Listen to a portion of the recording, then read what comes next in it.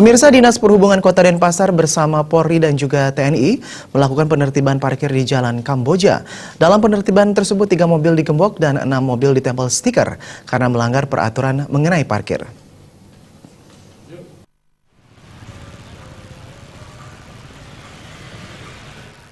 Kabid Pengendalian Operasional Lalu Lintas Angkutan Jalan LLAJ di Subkota Denpasar, Iketut Sriawan menyatakan, tim penertiban lalu lintas yang terdiri dari Dinas Perhubungan Kota Denpasar, Polri, dan TNI melakukan penertiban parkir di Kota Denpasar dalam rangka mewujudkan keselamatan, ketertiban, kelancaran lalu lintas.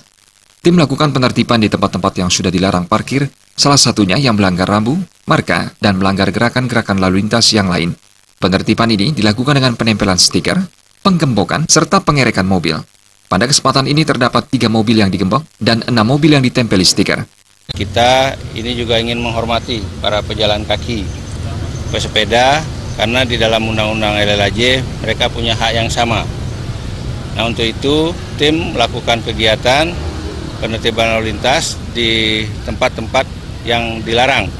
Salah satunya ada rambu, marka, dan melanggar daripada gerakan lalu lintas yang lain. Ini seperti ini contohnya di tikungan. Nah, ini menghambat daripada kendaraan yang bergerak yang dapat mengakibatkan daripada kecelakaan. Baru 3 mobil khusus untuk di Jalan Kamboja. Untuk stiker kurang lebih sekitar 6.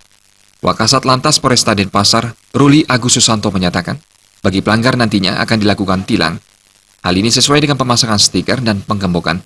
Pemilik mobil nantinya akan disidangkan dan ancaman denda Rp500.000.